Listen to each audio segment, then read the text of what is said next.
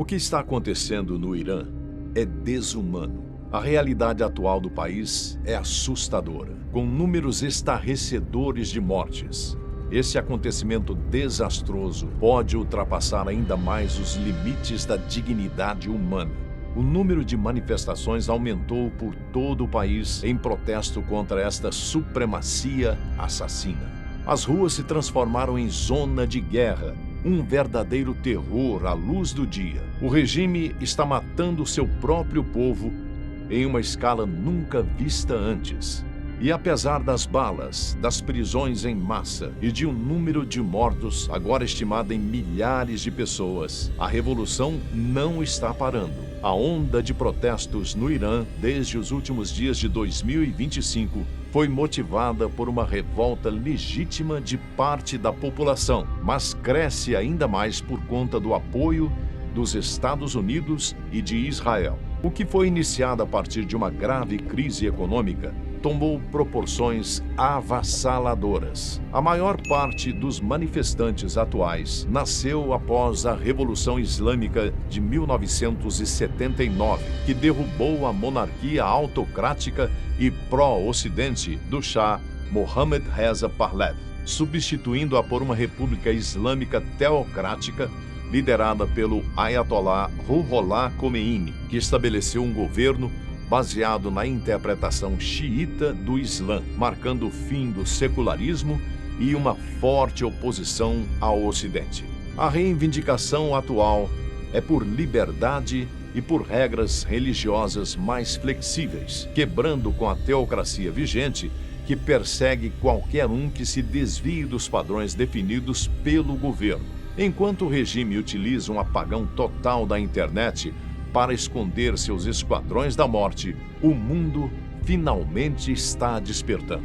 Pela primeira vez, líderes mundiais como o chanceler alemão Friedrich Merz estão prevendo abertamente a queda do Ayatollah. O presidente Trump, por sua vez, afirma que a ajuda está a caminho, enquanto jatos dos Estados Unidos aumentam sua atividade em bases aéreas por todo o Oriente Médio. No dia 15 de janeiro de 2026, começou com o relato chocante de uma nova estimativa baseada em dados médicos vindos do Irã. Pelo menos 12 mil pessoas foram mortas no maior massacre da história do país. A maioria das mortes ocorreu nas noites de 8 e 9 de janeiro, justamente nas duas primeiras noites em que a internet foi desligada. Era exatamente isso que o regime iraniano queria esconder do mundo. Mas estamos descobrindo o que vem realmente acontecendo graças a médicos iranianos que estão arriscando suas vidas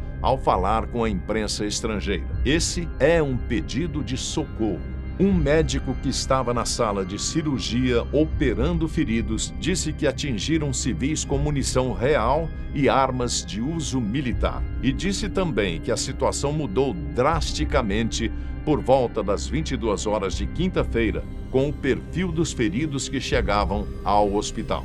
Ele disse que as lesões deixaram de ser causadas por balas de borracha, armas de pressão ou espingardas de tiro único e passaram a ser ferimentos de metralhadora, ou seja, ferimentos típicos de guerra.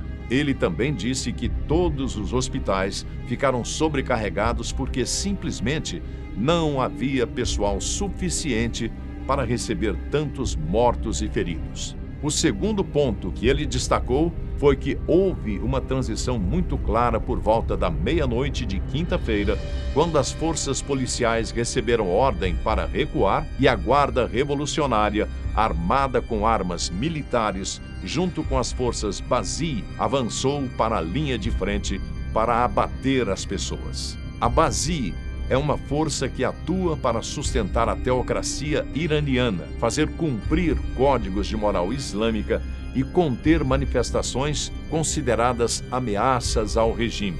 Há décadas, o grupo é apontado como protagonista na repressão violenta e protestos e movimentos de contestação. Voltando à situação devastadora, o médico ficou chocado com a natureza indiscriminada dos ferimentos. De fato, as mortes se tornaram tão extensas que até o regime islâmico está sendo forçado a admitir que iranianos estão morrendo.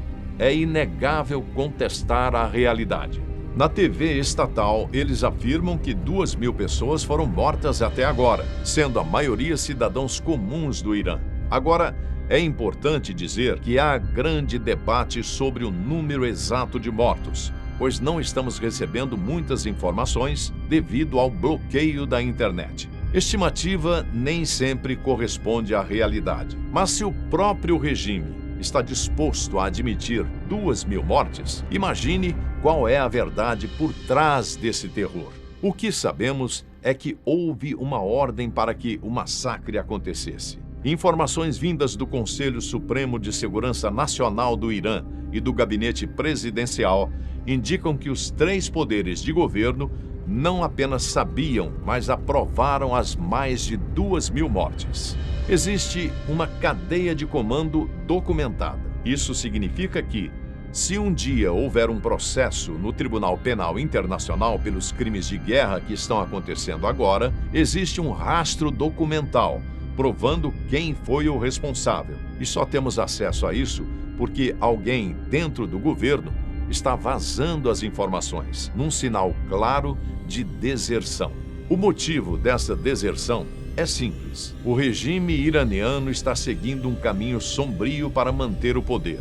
O Ayatollah está mobilizando seus esquadrões da morte para garantir que não perca o controle, e o corpo de guardas da Revolução Islâmica e forças Bazi foram enviadas às ruas com ordens diretas para atirar no local e para matar. É exatamente por isso que vemos números como 12.000 mortos. Esse número é maior do que o massacre da Praça da Paz Celestial ocorrido na China em 1989. Essa repressão se tornou o maior massacre da história do Irã. Mas apesar da repressão e do bloqueio da internet, os manifestantes não estão se calando. É preciso lutar e é preciso que haja aliados para que essa voz quebre essas correntes. É por isso que o próprio regime convocou um ato de apoio com seus próprios simpatizantes. O objetivo era obter imagens para transmitir na TV estatal e tentar convencer os manifestantes de que não vale a pena sair às ruas e arriscar a vida. Circulou a imagem do atual presidente do Irã, Massoud Pezeshkian, sorrindo e com a mão no coração, numa marcha ao lado de multidões convocadas pelo governo para demonstrar apoio, enquanto outros vídeos mostravam os corpos de opositores em necrotérios. Enquanto o apagão da internet imposto pelo regime entra em seu 5º dia, imagens do que as autoridades iranianas não querem que você veja continuam a surgir lentamente e com cautela. Essas imagens, muito angustiantes e perigosas para serem mostradas sem censura, revelam famílias procurando seus entes queridos entre os mortos. São tantos sacos de cadáveres que alguns ficam do lado de fora. Sem sombra de dúvidas, esse é um dos episódios mais tristes televisionados para todo mundo. É incalculável imaginar o que as famílias sentem ao percorrer esses necrotérios, vendo tantos corpos espalhados pelo chão e tendo que examinar um por um, torcendo para não encontrar alguém da própria família. Essa situação é realmente absurda. É por isso que muitos funerais de manifestantes mortos pelas forças de segurança se transformaram em protestos públicos, com pessoas gritando pela derrubada desse regime islâmico. E é exatamente por isso que o governo iraniano agora está proibindo funerais para pessoas mortas nesta revolução. Tudo isso nos diz uma coisa: se um regime precisa chegar a esse ponto apenas para evitar ser derrubado, sabemos que ele está com os dias contados. O chanceler alemão Merz afirmou isso publicamente, tornando-se o primeiro líder mundial a prever a queda do regime iraniano e do Ayatollah. Ele declarou estar preocupado com o aumento da violência da polícia e da chamada Guarda Revolucionária contra a própria população. Pediu também novamente ao regime que interrompa imediatamente essa violência. Segundo ele, estamos vendo os últimos dias ou semanas desse regime. As atrocidades desse regime não se limitam às ruas. As forças de segurança iranianas também prenderam milhares de manifestantes desde o início da revolução. O Ayatollah declarou esses manifestantes inimigos de Deus, o que significa que eles não têm direito a julgamento e vão direto para o corredor da morte, em execuções que estavam previstas para começar em 14 de janeiro. Um porta-voz do Alto Comissariado da ONU para os Direitos Humanos disse estar horrorizado não apenas com a violência exercida pelas forças de segurança contra manifestantes, mas também com a possibilidade de que eles enfrentem a pena de morte por meio de processos judiciais acelerados. O alto comissário reforçou que os iranianos têm o direito de se manifestar pacificamente e que suas reivindicações precisam ser ouvidas e atendidas, e não instrumentalizadas por ninguém.